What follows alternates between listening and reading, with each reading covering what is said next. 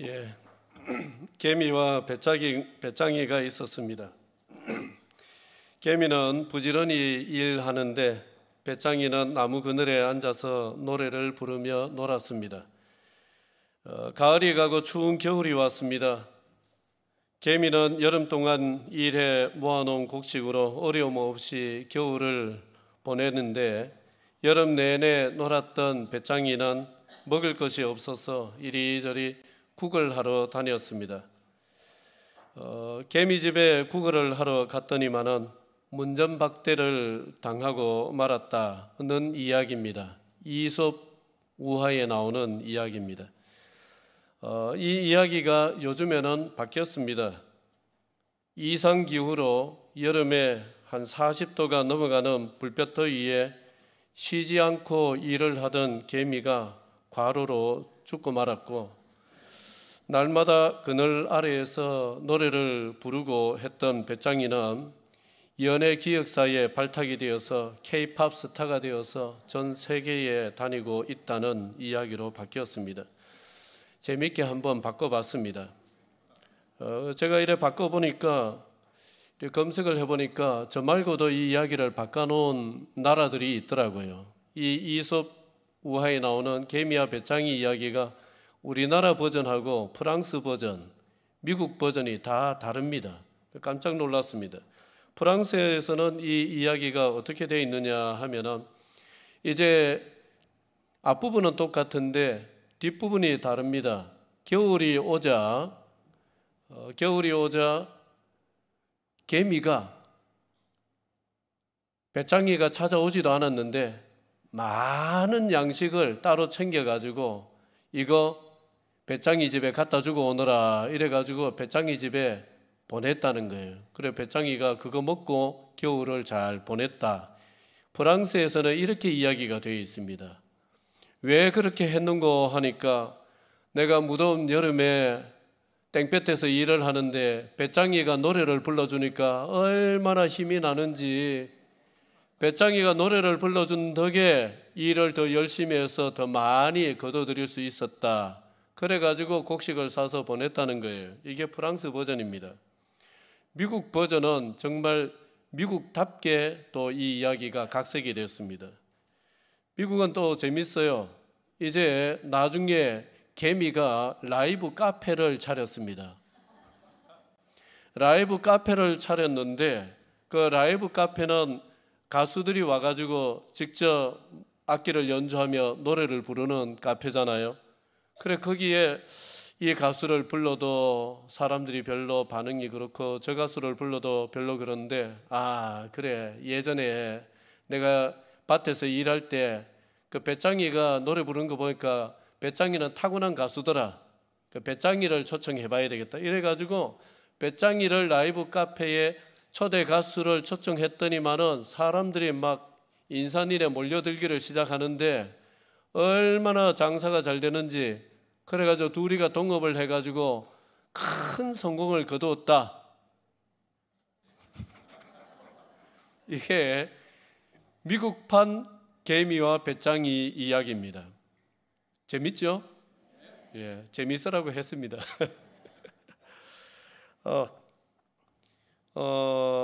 이 두 이야기가 담고 있는 왜 이렇게 이야기를 바꿨을까라고 했을 때 한번 생각을 해보면은 프랑스 버전이나 미국 버전을 보면은 쉬는 것은 이게 나쁜 게 아니라 이것은 삶의 필수적인 요소다, 이런 생각이 여기에 들어 있습니다.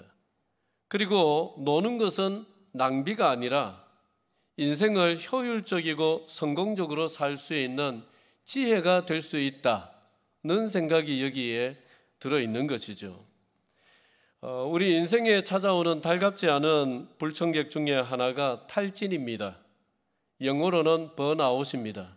번아웃이라는 것은, 번이라는 말은 타다라는 말이고 아웃이라는 것은 다 타버렸다, 이제 더 탈 게 없을 정도로 다 타버렸다라는 말입니다. 그러니까 우리가 인생을 살 때 나름대로 에너지가 있습니다. 그런데 이 에너지가 다 소진되어서 이제는 나올 에너지가 없다는 거예요. 그런 상태가 찾아오는 것, 이것을 번아웃, 우리 말로는 탈진 이렇게 부릅니다. 차에 기름이 떨어지면은 뭐 가고 싶어도 갈 수가 없듯이 사람도 에너지가 바닥이 나면은 뭘 더 할 수가 없습니다. 안 됩니다. 그때는 차가 주유소 찾아가서 기름을 다시 충전해야 되듯이, 다시 넣어야 되듯이 사람도 재충전해야 됩니다. 재충전은 어떻게 되느냐? 쉬어야 됩니다. 재충전은 어떻게 되느냐? 배짱이처럼 노래 불러야 됩니다. 놀아야 됩니다. 재충전은 하나님의 숨결을 먹고 마셔야 됩니다. 오늘 이런 이야기를 좀 나눴으면 좋겠는데요. 먼저는 우리가 탈진이라는 것 많이 들어봤겠지만은 설마 그런 게 나에게 오겠어? 내하고 상관없다 생각하기 쉬운데 그게 아니더라고요. 저도 탈진을 겪어봤는데 한참 지나고 나서 이게 탈진이라는 것을 알았어요. 이런 설교를 하기도 했고 했는데도 막상 나에게 찾아오니까 이게 탈진 증상이라는 것을 모른 채 오랫동안 힘들어하고 괴로워한 적이 있었습니다. 한참 지나고 나서 이게 탈진이구나 그걸 알았단 말이죠. 그래서 우리도 탈진이라는 것이 무엇인지 이걸 감지를 해야 됩니다. 오늘 본문은 엘리야 선지자 이야기인데 엘리야 선지자가 참 불처럼 타올랐던 선지자 아닙니까? 불도저 같이 빠꾸는 없는 사람이었습니다. 오로지 하나님이 주신 그 사명을 위해서 전진만 하였던 사람이 엘리야 선지자인데 그랬던 엘리야 선지자에게 생각지 않았던 탈진이 찾아왔습니다. 그때에 하나님이 그를 다시 일으키신 사건이 오늘 우리가 읽은 이 사건인데 엘리야 선지자는 불처럼 타오르고 불도저처럼 밀어붙여서 바알과 싸웠습니다. 우리가 잘 아는 대로 그 최고 정점은 갈멜산에서 바알의 선지자 450명과 혈혈단신으로 1대 450으로 싸워서 대승을 거두었던 바로 그 사건입니다. 그런 다음에 도망을 쳐서 하나님 앞에 내 생명을 거두어 주십시오 라고 사직서를 제출하는 사건이 바로 연이어서 찾아왔습니다. 자, 4절인데요. 우리 같이 한번 읽겠습니다. 시작. 자기 자신은 광야로 들어가 하룻길쯤 가서 한 로뎀나무 아래에 앉아서 자기가 죽기를 원하여 이르되 여호와여 넉넉하오니 지금 내 생명을 거두시옵소서. 나는 내 조상들보다 낫지 못하니이다 하고. 엘리야의 모습은 전형적인 탈진 증상입니다. 엘리야는 지난 몇 년간 죽기 살기로 바알 세력들과 싸웠습니다. 갈멜산 대결에서 말씀드렸다시피 1대 450으로 싸우기까지 했습니다. 그런데 대승을 거두었지만은 기대했던 결과, 기대했던 변화가 찾아오지 않았어요. 바알 세력이 일거에 무너질 줄 알았는데 그 바알 세력의 우두머리가 이세벨 왕후였는데 그 이세벨은 기세가 꺾이기는커녕 오히려 더 날뛰면서 엘리야를 죽이려 들었습니다. 지칠 대로 지친 데다가 기대했던 것과는 반대의 결과가 찾아오자 거기에 실망감이 더해져 가지고 결국 탈진이 찾아온 것입니다. 엘리야의 경우를 보면은 이 탈진은 어떤 사람에게 찾아오느냐? 맨날 쉬는 사람한테는 안 찾아옵니다. 걱정하지 마세요. 탈진은 어떤 사람한테 찾아와요? 어떤 사람한테 찾아와요? 쉬지 않고 열심히 사는 사람, 단대가 날 정도로 열심히 사는 사람, 안타깝게도 열심히 사는 사람에게 찾아오는 게 탈진입니다. 너무 오랫동안 쉬지 않고 일하면은 탈진이 찾아올 가능성이 높습니다. 탈진이 오면은 나타나는 증상들을 지금 엘리야가 다 보여주고 있는데 그 탈진이 찾아오거나 아니면 나에게 탈진이 찾아오고 있다는 것을 어떻게 알 수 있느냐? 증상들이 나타납니다. 먼저는 모든 게 싫어요. 다 싫어요. 그냥 다 싫어집니다. 모든 게. 사람이 일단 싫습니다. 사람이 막 싫습니다. 내하고 친했던 사람, 내하고 멀었던 사람뿐만 아니라 내하고 친했던 사람도 사람 자체가 그냥 싫어지고 사람 만나는 게 너무너무 힘이 들고 버겁습니다. 이거는 꼭 내성적인 사람만 그런 게 아니라 굉장히 외향적이었던 사람, 사람 만나는 걸 너무 좋아했던 사람, 만났다 하면 막 이야기가 끊임없이 쏟아졌던 사람도 똑같습니다. 그런 사람도 탈진이 찾아오면은 사람이 싫어져요. 사람이 부담스럽고 그래야 돼요. 그리고 아무도 없는 곳, 나를 알아보는 사람이 없는 곳, 나를 모르는 사람들이 있는 곳, 아니면 사람 없는 곳, 그런 곳에 가고 싶어져요. 있습니까 지금? 제 눈을 피하는 거 보니까 좀 여러 사람이 있는 것 같은데, 그리고 그렇게 이건 내 사명이야, 이건 내가 목숨을 바쳐서라도 해야 되는 내 사명이야, 사명이라고 여기고 죽기 살기로 했던 바로 그 일조차, 내가 그렇게 좋아했던 일조차도 싫습니다. 자신이 그렇게 못나 보이고 또 초라하게 느껴지고 내가 참 바보 같다는 생각이 자꾸 내 마음을 괴롭힙니다. 그리고는 또 장소가 싫습니다. 내가 살아가고 있는 장소가 싫어요. 어떨 때는 집도 싫어져요. 제가 그래 겪어봤어요. 집이 싫어요. 집에 들어가기가 싫고, 목사인데 죄송하지만은 교회 가기가 싫었어요. 목사가 교회 가기 싫으면 어쩝니까?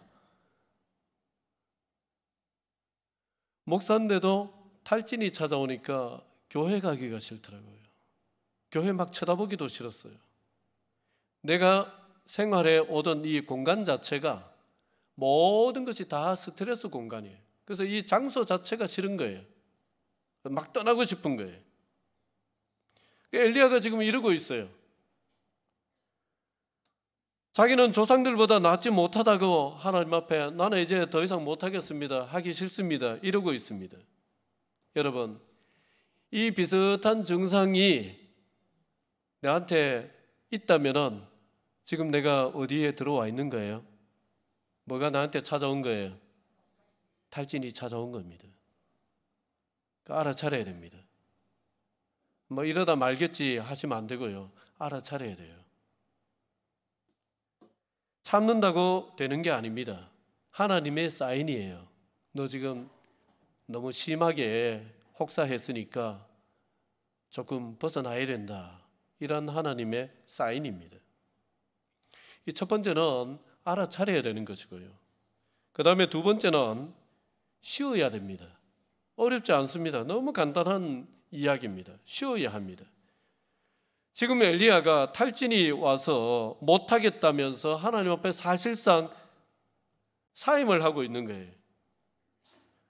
그때에 하나님은 엘리야에게 어떻게 하시느냐? 자, 5절과 6절인데요. 하나님이 어떻게 하시는가 한번 자세히 볼까요? 시작. 로뎀나무 아래에 누워 자더니 천사가 그를 어루만지며 그에게 이르되 일어나서 먹으라 하는지라. 본즉 머리맡에 숯불에 구운 떡과 한 병 물이 있더라. 이에 먹고 마시고 다시 누웠더니. 자, 저기에 보면 하나님께서 천사를 통해 가지고 엘리야에게 하고 계시는 일이 나옵니다. 야, 이런 일로 포기하다니, 너 그 정도밖에 안 돼? 너가 그런 선지자였어? 라고 한다든지, 야, 믿음이 강하면 뭐든지 이겨낼 수 있는데 네가 지금 믿음이 약해졌구나. 야, 믿음 생활 다시 똑바로 해. 이렇게 한다든지 타박하지 않으셨습니다. 아무 말 없이 천사를 시켜서 너 배고프지? 이거 먹어. 그래도 먹어야 이겨내기라도 하지. 밥맛이 없어도 먹기 싫어도 억지로라도 먹어라. 이러면서 숯불에 구운 떡과 한 병 물을 가져다 주셨습니다. 그 엘리야는 그것을 받아 먹고 그 다음에 뭘 했습니까? 다시 누웠어요. 다시 누워 자는 거예요. 사람이 그 회귀 본능이 있어요. 엄마 뱃속에 있을 때 피곤하고 어렵고 힘들면은 그때로 돌아가고 싶어하는 회귀 본능이 있습니다. 그래서 굉장히 스트레스가 많으면은 사람이 대자로 누워서 반듯하게 못 잡니다. 어떻게 잡니까? 이렇게 엄마 뱃속에 있던 모양으로 이렇게 웅크리고 잠을 잡니다. 그렇게 돼 있어요.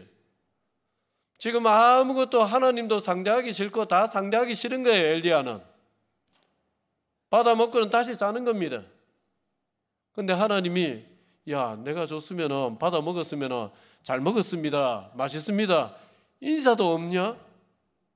그렇게 안 하시는 거예요. 내버려 두세요. 그래, 네 얼마나 힘들겠냐. 네가 지금 탈진 상태인데 얼마나 힘들겠냐. 먹은 것만으로도 잘했다. 내버려 두십니다. 쉬게 하시는 거예요. 마음 편하게. 탈진이 오면은 백약이 무효합니다. 오로지 뭘 해야 되느냐? 쉬어야 됩니다. 탈진이 오는 것을 막는 길도 또 중간중간 잘 쉬어주는 것밖에 없습니다. 우리는 오랫동안 열심히 하는 것이 미덕인 사회에서 살아왔습니다. 전 세계 200개가 넘는 나라 중에서 제일 부지런히 사는 나라, 사람들, 국민들 어느 나라입니까? 어느 나라입니까? 다 조사해 봤습니까? 그런데요, 우리나라 사람들은 안 부지런할래야 안 부지런할 수가 없습니다. 여러분, 이 대한민국 이 한반도가 사람 살기가 참 힘든 땅이에요. 겨울에는요 시베리아만큼 춥습니다. 여름에는요 아프리카만큼 덥습니다. 뭐 땅이 많습니까? 국토의 70%, 80%가 전부 다 산지입니다. 그 산 사이에 조그마한 손바닥만한 그런 땅을 일구어가지고 그 땅도 모자라가지고 산을 개간해서 살아냈던 것이 우리 민족입니다. 그래서 우리 민족은 더운 데 가도 살아내고 추운 데 가도 살아내고. 여러분, 우리 민족은 참 선교를 위해서 타고난 민족이에요. 어디 가든지 다 해냅니다. 못 먹는 거 없습니다. 여러분, 세상에서 풀뿌리 이렇게 많이 먹어낼 수 있는 나라는 우리나라밖에 없어요. 못 먹는 풀이 없어요. 다 먹어요. 우리는 웬만하면은. 그래, 우리는 참 부지런하게 살아왔습니다. 우리 민족은 부지런해야 또 살 수 있었고요. 무슨 자원이 있습니까? 뭐가 있습니까? 아무것도 없습니다. 그냥 부지런한 하나만으로 이 거친 환경과 싸워서 살아냈던 것이 우리 DNA 속에 있다 보니까 이런 산업화된 시대에도 다 뭘 기술을 개발해가지고 먹고 살아가고 있는 거예요. 망했던 나라가 선진국까지 된 거예요. 여러분, 그렇기 때문에 우리 속에는, 우리 마음속이나 우리 머릿속에는 쉬면은 안 돼, 이게 들어있어요. 쉬는 거는 죄야. 바로 나오네요. 쉬는 거는 죄야. 이게 들어있어요.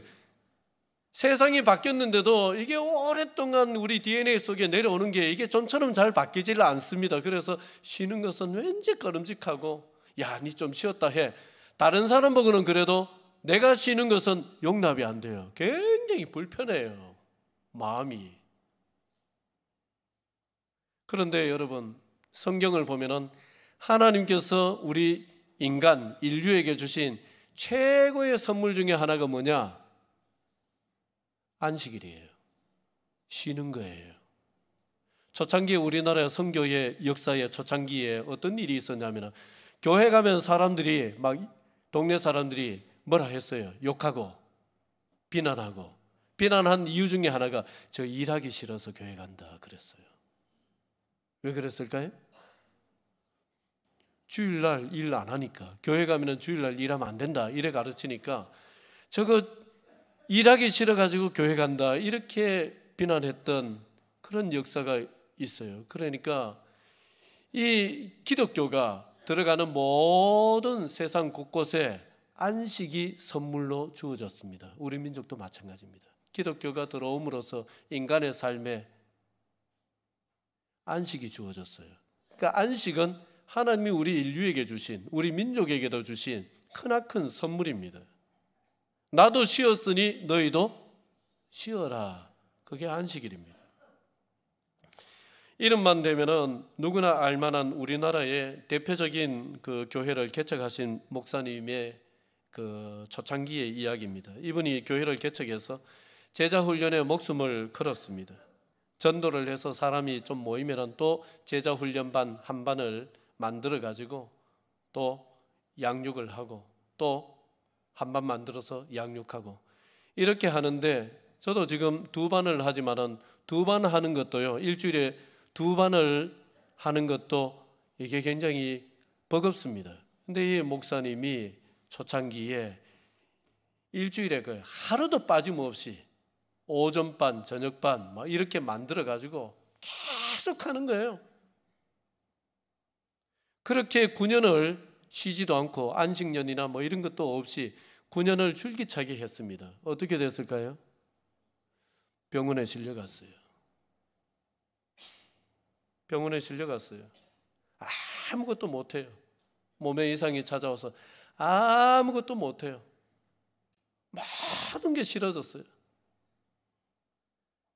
가장 힘들었던 일이라고 그렇게 고백을 하세요. 그때에 멘토 목사님, 아버지처럼 생각하는 멘토 목사님이 찾아오셔가지고 하시는 얘기가, 이 미련한 사람아, 쉬는 것도 하나님의 일이야. 그냥 줄기차게 목회만 한다고 되는 게 아니야. 잘 쉬고, 목사는 잘 쉬고 잘 놀아야 돼. 잘 쉬고 잘 노는 목사가 목회도 잘하는 법이야. 그래 말씀을 하고 가셨어요. 그 후로 이 목사님은 크게 깨닫고는 쉬는 것을 중요하게 여겼습니다. 쉴 때는 다 내려놓고 가급적이면 멀리 갑니다. 내가 생활하고 있는 터전이, 이 장소가 눈에 안 들어오는, 그리고 나를 알아보지 못하는 그런 곳으로, 그래서 사람들의 시선으로부터 자유할 수 있는 곳을 찾아서 그냥 훌쩍 떠납니다. 처음에는 그게 어려웠어요. 이 목사님도 막 죽기 살기로 사역하고 이게 하나님 주신 사명이다 이래 생각하고 살았던 사람이 자기를 위해서 쉰다는 게 이게 용납이 잘 안 되는 거예요. 굉장히 마음이 힘들어서. 그런데 살기 위해서 그렇게 쉬었습니다. 그런데 쉬고 나서 다시 복귀해서 사역을 하니까 없던 에너지가 충전이 되는 거예요. 다시 의욕이 되살아나는 거예요. 그리고 우리가 쉴 때는요, 이 목사님처럼 가급적이면은 내 생활의 터전에서 벗어나 버려야 됩니다. 안 보이는 대로 좀 멀리 가시기 바랍니다. 형편만, 여건만 주어진다고 하면은 그렇게 하는 것이 훨씬 낫습니다. 이 공간이라는 것이 우리에게 주는 이 스트레스가 이게 적지 않아요. 항상 생활하고 항상 거기서 신경을 쓰고 또 스트레스 받고 또 항상 만나는 사람들, 참 이래 신경 써야 되는 사람들, 이런 모든 것이 얽혀있는 이 공간이라는 것이 우리에게 주는 스트레스가 적지 않단 말입니다. 그래서 거기서 벗어나는 것이 훨씬 더 재충전에 유익합니다. 그리고 이 목사님은 탈진 사건 이후로 하나의 취미를 가지게 되었습니다. 그게 뭐냐? 사진 찍는 거예요. 사진 찍는 거. 요즘은 뭐 우리가 폰에 다 카메라가, 좋은 카메라가 있어서 사진 찍는 게 어렵지 않지만 옛날에는 카메라를 장만을 해야 되고 그걸 또 챙겨가지고 다녀야 되고 쉽지가 않았지만 이 목사님이 어떤 생각을 했느냐? 내가 목회 말고도 재미있게 할 수 있는 뭔가 취미생활이 있어야 내가 이 스트레스를 풀 수 있겠다 해서 그런 취미를 시작을 했다는 거예요. 그리고 그런 취미를 가지는 것이 오히려 일을 더 잘할 수 있는 길이라는 사실을 깨달았습니다.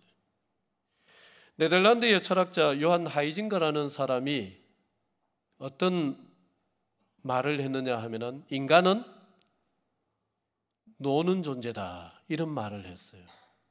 인간은 무슨 존재라고요? 노는 존재. 그걸 좀 어려운 말로 오늘 주보에 실어놨는데 호모 루덴스라고 합니다. 인간은 날 때부터 놉니다. 아이들이 놀면서 뭘 배워요? 놀이가 그렇게 재미있어요. 그 놀아야 활력이 생깁니다. 그 우리 민족도 생각을 해보면 그렇게 열심히 일을 하지만은 또 중간중간에 절기를 만들어 놔가지고 저 뒷동산에 올라가서 다들 동네 사람들이 모여가지고 춤추기도 하고 노래를 하면서 같이 놀고 이런 문화들이 있었단 말이죠.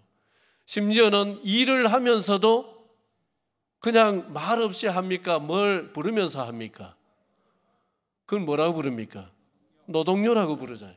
일을 하는데 일만 하면은 너무 힘드니까 같이 막 노래를 하면서 막 흥을 돋구면서 이렇게 일을 하는 겁니다.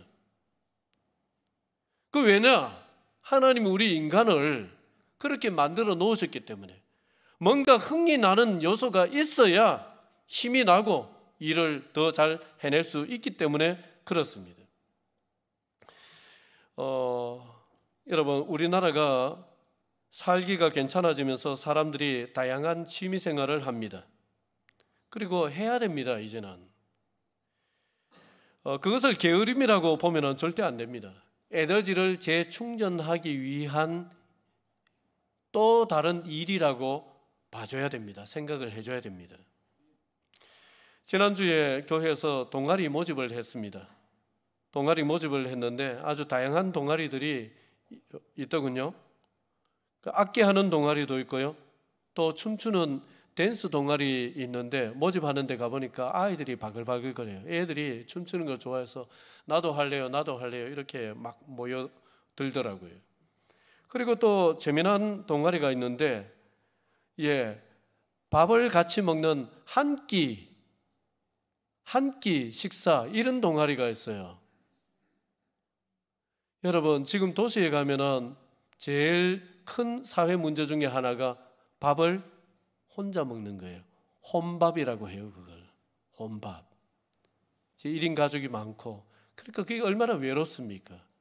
거기에 착안을 했는지 우리 교회에 어떤 분이 동아리를 만들었는데 한 끼 식사 같이 하자. 뭐 다른 거 없어. 그냥 다른 무슨 거창한 목적 없어요. 모여서 같이 밥이라도 먹자. 이거예요. 굉장히 좋은 것이라고 생각합니다. 그 다음에 여러분, 예전에 있다가 사라졌던 묻지마 관광 동아리도 생겼습니다. 이름은 다른데 제가 보니까 내용을 보니까 이거 완전히 묻지마 관광이네. 이거 하루 딱 날짜 정해가지고 하루 날 정해가지고 어디 같이 가는 거예요. 같이 가서 같이 보고 같이 거기서 맛있는 거 사 먹고 들어오는 거예요. 여러분, 세상에서 하는 묻지마 관광은 조금 조심해야 됩니다만은 우리 의성교회에서 하는 묻지마 관광은 마음껏 참여하십시오. 아멘이 없네요. 하나님이 우리에게 주신 어떤 이런 본성, 이런 것을 이제 함께 나누는 것인데, 혹시 이런 시각을 가질 수도 있습니다. 교회에서 말씀 보고 기도하고 이런 거 해야지, 교회에서 무슨 먹으러 다니고 그런 거 하냐. 여러분, 아닙니다. 이제 생각을 바꾸셔야 됩니다. 바꾸셔야 돼요. 이게 그냥 노는 게 아닙니다. 이게 우리의 삶을 회복시키는 하나의 통로가 됩니다. 믿는 사람들이 이 외로운 세상에 함께 의지가 되어서 함께 취미를 함께 하면서 서로의 에너지를 서로 복돋아 주면서 거기서 힘을 얻어가지고 생업의 터전으로 돌아가서 다시 힘을 낼 수 있다면, 여러분, 이런 일을 다른 데가 아니라 교회가 해야 되지 않겠습니까?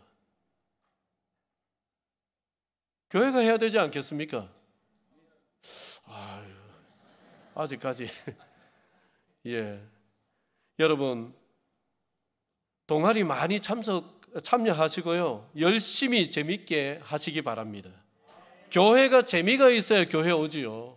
교회 왔는데 너무 무겁고 너무 재미없고 이러면 누가 교회 오겠습니까? 믿음이 있는 사람은 옵니다만은 이제 처음 교회에 발들인 사람은 교회가 너무 무겁고 너무 힘들고 어려운데 어떻게 교회에 옵니까? 재밌어야 옵니다.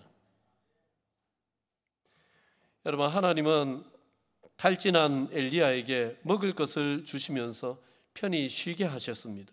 쉬어야 하고 또 놀아야 합니다. 그래야 탈진을 예방할 수도 있고 이겨낼 수도 있습니다. 쉬고 노는 것은 하나님이 우리 인간에게 베풀어 주신 소중한 선물 중에 하나입니다. 인식의 전환을 통해서 우리 교회가 흥이 넘치는 교회, 누구나 오고 싶어 하는 재미난 교회 만들어 가실 수 있기를 주의 이름으로 축원합니다. 기도드리겠습니다.